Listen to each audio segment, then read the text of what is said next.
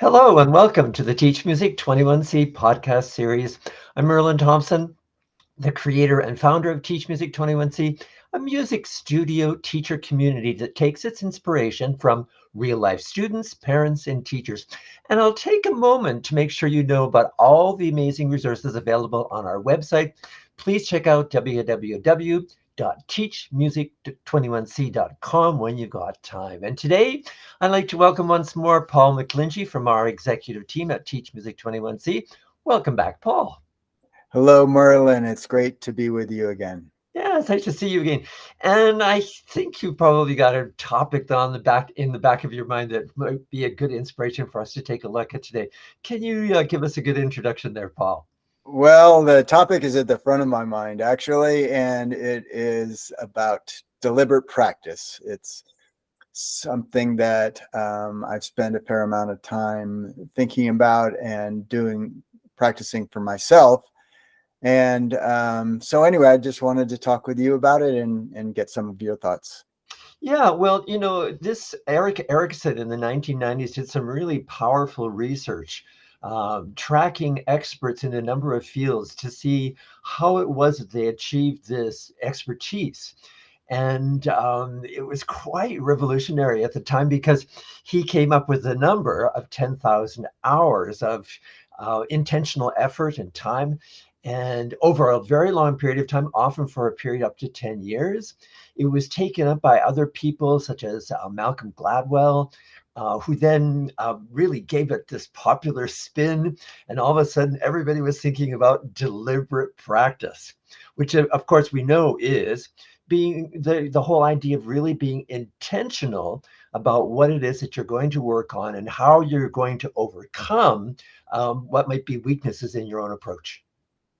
Right. And what I appreciate about it is that it is conversation or ideas about practice itself, and it separates just we'll just keep it within the field of music, the idea of learning the instrument. What are the skills of playing the instrument, and focusing on how we learn, how we spend our time practicing. Yeah, yeah, yeah. And the big thing is repetition.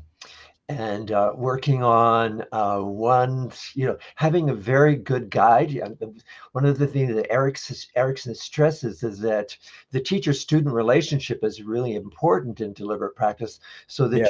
so that the student has someone with expertise who is guiding their development for sure.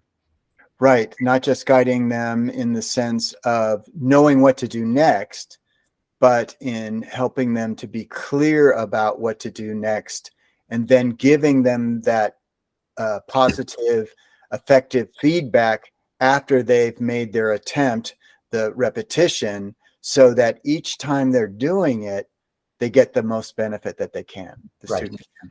Yeah. Yeah. Yeah. And the disadvantage of the whole deliberate practice routine is um, that you can wear yourself out quite quickly. And there's a little bit of a word of warning towards the end of Erickson's research that comes with something like, yes, this is all really great, 10,000 hours, blah, blah, blah, all that kind of stuff.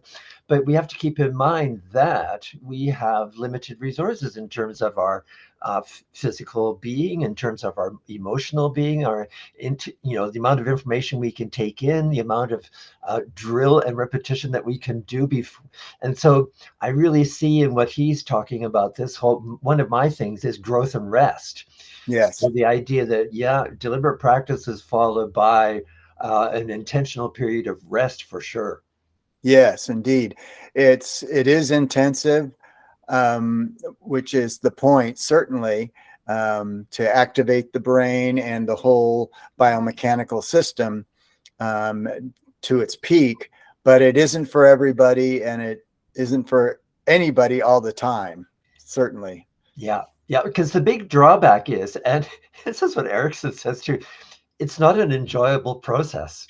Right. So unless you're someone who is highly committed to the process, and because he interviewed experts, so these were people who said, yeah, I want to become internationally recognized as the person who has this amazing ability to share, whether it's in music, to share this music with people. I have this amazing accomplishment.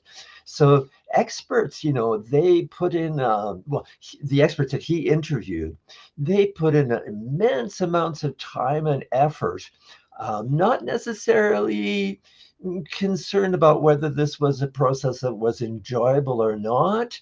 They could suspend, I think, their enjoyment of things, knowing that if they kept on going, they would get to the place that they were desiring to arrive at.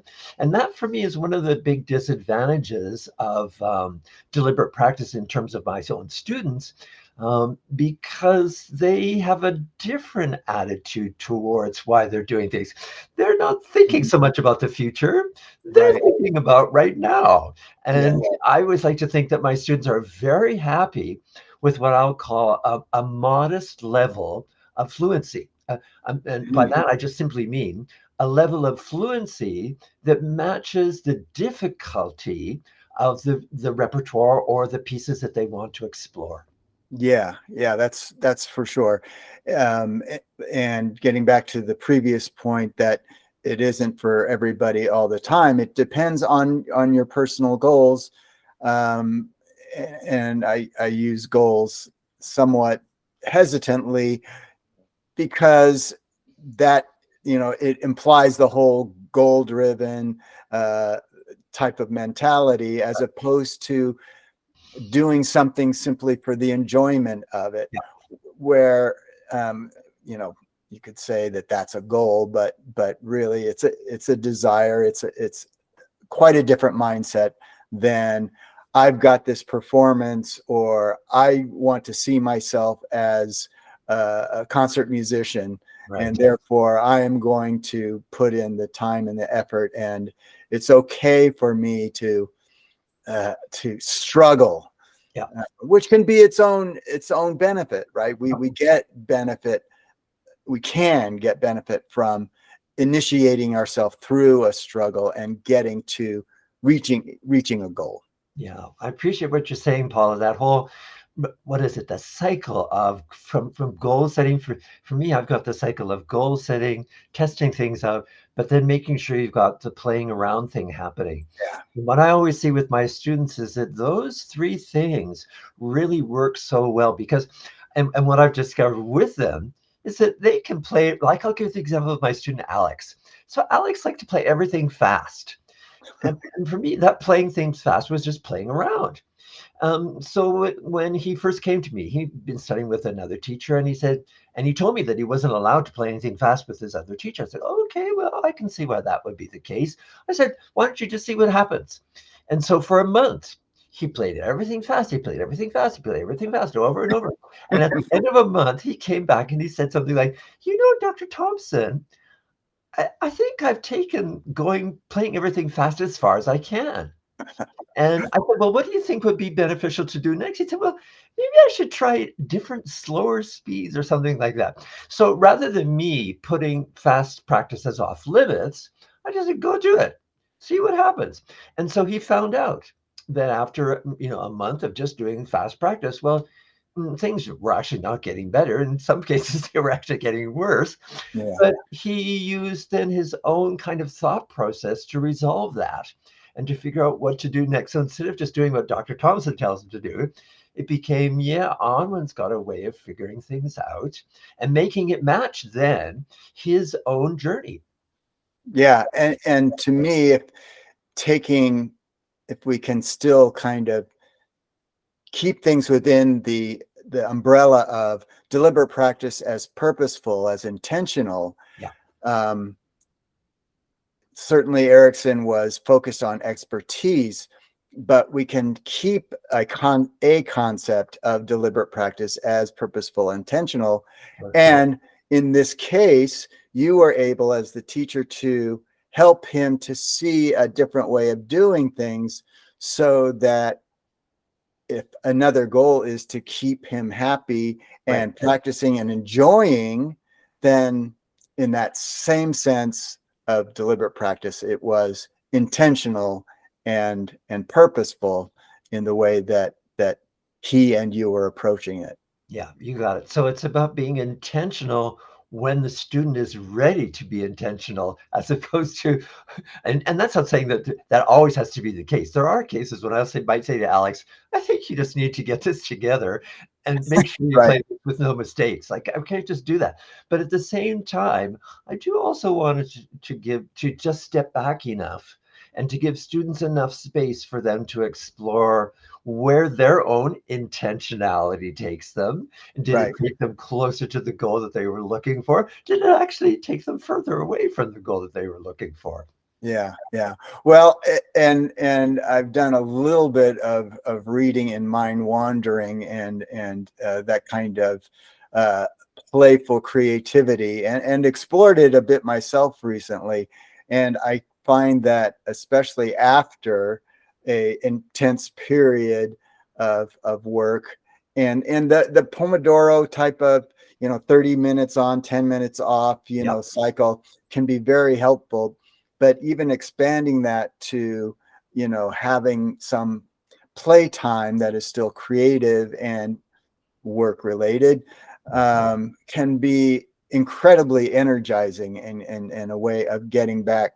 So in that sense, again, I'm kind of bringing it back to a wider view of deliberate practice is Sure. simply intentional, and that being intentional about wandering and being creative and allowing associations to go and to play.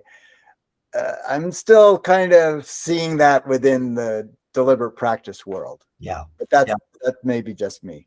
Well, that's a great place for us to wrap things up then today, Paul, because what we've done, and I appreciate where you've helped us to understand this deliberate practice further, is that the intentionality can Yes. cross an entire spectrum from the really what is the nitty gritty I want to work on here to Right. the how much fun can I have and how creative can I be intentional in my practice. So this is really marvelous. Thank you so much. Oh, my pleasure.